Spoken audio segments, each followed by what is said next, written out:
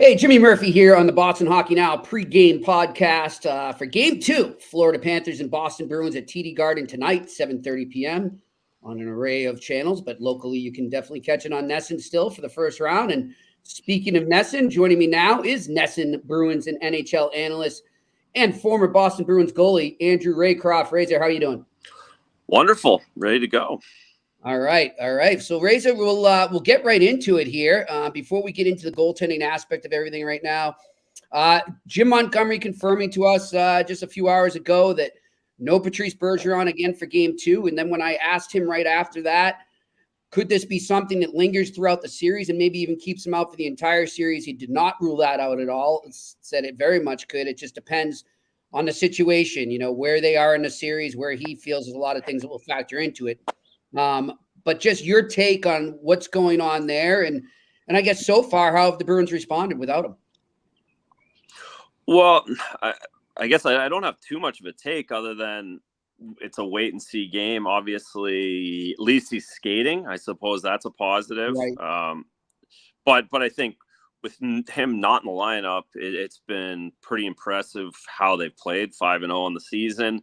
I thought they didn't have a great game one, but I don't think it was because Patrice wasn't there. I think it was more of what they were doing in the back end and what they were doing in their own zone. So Zacha has proven he's more than capable in that position. They've talked about depth. They knew they were going to miss guys throughout this run. Happened early, but I think they have to feel very confident and comfortable in what the other guys can do and how they can play, that they can get through this first round without him. Yeah, and a great point by you. That Zacha, I think, what a steal that's turning out to be. He's just been so versatile for Jim Montgomery this year. And I thought, you make a great point. It wasn't because there was somebody missing there at center. It was more sort of what they were doing overall. And, to the Bruins' credit, too, they, to a man, admitted that they didn't have it the other night and, for a good portion of the game. And I would say I agree with Jim Montgomery when he says, look, I thought we came out fast, we came out strong. And then there was that lull, but then we found it again in the third period. And Razor, I mean, I've been covering the Bruins now for over 20 years. Geez, I'm getting old. And, I can't remember a third period team like this. That was this dominant in the third period. It's just like a light flicks on and boom, they just take over, especially on home ice too. What's been your impression of just the third period mentality this team has? Oh, it's incredible. And it goes to how many good players they have. When you can really lean on Orlov and Lindholm and McAvoy on the back end, and the penalty kill is so good. And then, of course, the goaltender's making some saves. It's just they have that lead. One goal's tough and two's insurmountable, essentially. Yeah. So it is impressive, and it goes to their focus in game and just they know what it takes. And we saw it again in game one. The more leads they have, you're going to continue to see it. I just don't, there's nothing there that's like, it's not magical. It's something they repeat every night on a daily basis. And they feel so confident in it now. It's just, you roll it out and they go hard. Yeah. And it's ironic. I think off the top of my head, I can't think of all, what were they, like maybe 2 or 3 blown leads in the third period all season long. But one of them was against this Florida Panthers team back in late January there. And then, that last second comeback to tie it. And then they scored, I think, in the first minute in overtime. And I remember thinking, watching that game, Razor, okay, so there's no doubt, even at that point, I wasn't doubting that they weren't, they were a good third period team. But is there sometimes that overconfidence, like, okay, we're going to kind of lollygag it through the game and then we can just turn it on like that? It's always, but they don't have that. And that's what I love about them. And you talk about the skill they have, but it's also the leadership. I mean, I think about just all those guys that they have that are able to almost be, I like to call them Reg Dunlops for Jim Montgomery on the ice there, the player coach. And he said it so many times, how blessed he is. What have you thought about that kind of relationship, chemistry, synergy, whatever you want to call it, between Montgomery and the veteran leadership core? Well, this core and Patrice and Brad and Krejci, I would assume, are the older guys, and then Yep. but you fill in with McAvoy and Pasternak, Coils of the world. They get it, and no one wants it more than them. No one's competed more than them over time, and I think you add Don and you add Cam to that as well in the whole organization and how they've communicated with each other and how they've made this group over dozens of years with natural selection and going through ups and downs just so open, and they're all on the same page, and they pull the same way, and they listen to each other. And Montgomery's been able to do that very seamlessly and just come in and filled all those boxes, checked all those boxes like he says all the time to just allow this group to continue to be successful. Hasn't messed with anything. So, I wasn't in an NHL dressing room. Obviously, you were. Did you play on a team like that where you had guys who were perfect conduits, so to speak, between the coaching staff and the players, especially getting that message across to the younger guys? Because, look, sometimes the younger part of the team, I would imagine, can't sometimes relate. It's just the way it goes to the older group. Have you played on a team before like that where you just sort of had that perfect message senders, I guess would be the name? Yeah, for sure. There's and most teams have a few of those guys. It's when you have I think it's really the middle core that's different in this situation. Yeah. And I think that the Carlos, I left Carlo out. I think he's a big part of that as well, with the McAvoys and the Pasternaks and the Coils and the DeBrusks. And there's just that middle group, that middle part that get it. And I mean, there's not a lot of young guys, and this league is full of young guys. And Torts has talked about it. All the old school guys have talked about how many mistakes get made in this league all the time now. And the way the young kids are now, it's just a different game. But the Bruins are kind of old school in that. And I think now is the time, this playoff time is when they have all those old guys that pays off. Yeah, I credit them though too. They are old school. But I feel like almost the Montgomery hire, Razor, was kind of blending the old and the new. They kind of look. I think Bruce was a great coach. He did a great job here. I was a big fan of his. But he was almost strictly old school. I felt like where there was maybe sort of that divide or disconnect, even with the middle leadership core that you just referenced there. I feel like that middle leadership core is just relating more to Jim, maybe just his approach, right? So I think that's pretty good of Montgomery, how he recognized that.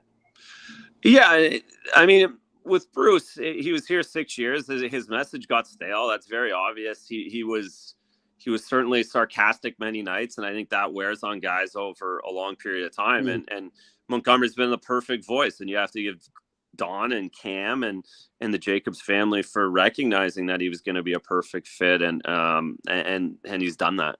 Yeah, and you can't credit him for what he's been through off the ice to do what he's doing now and get back to a head coaching spot. Let's get into the goaltending, Razor.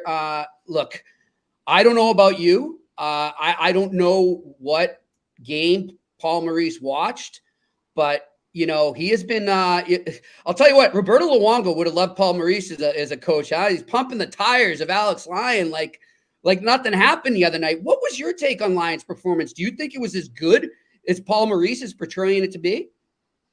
No, and neither does Paul Maurice. I mean, that's all gamesmanship. He has nothing else. He's got if he knows he's going with Lyon game 2, then he can't say that he was bad. Again, that's that old school.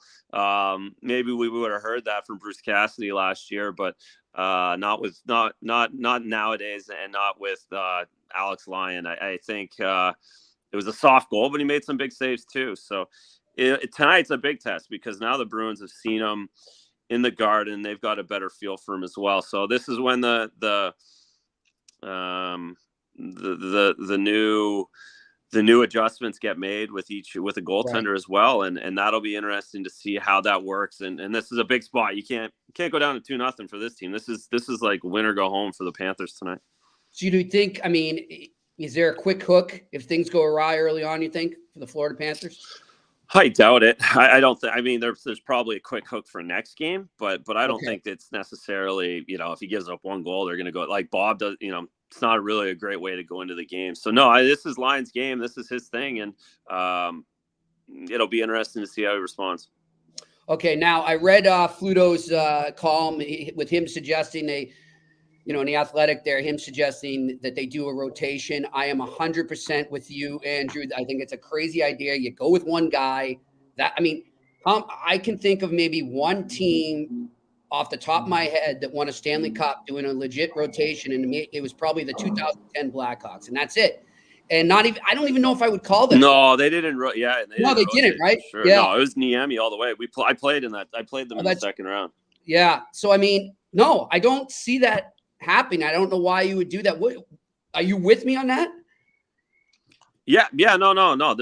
There won't be a rotation. It's not a thing. We're gonna probably there's a very good chance we see both guys. But no rotation. And listen, Allmark's playing game 2, so then that goes right out the window. Right. Again, you're going to see all these players. If the Bruins want to win 20, get through 25 games here, 26 games, Grizzlies are playing, Greers are playing, everyone's playing, everyone's going to be in the mix. And I wouldn't discount Swayman from that either. What's been your take on Allmark this year and why he was so good? I look at my take quickly is takes a year to adapt. Your new team, new environment. You're coming from a bad situation, and then all the off-ice stuff. You get your family settled. How much of that do you think played a role? And what else have you seen more on the technical side that you can comment on?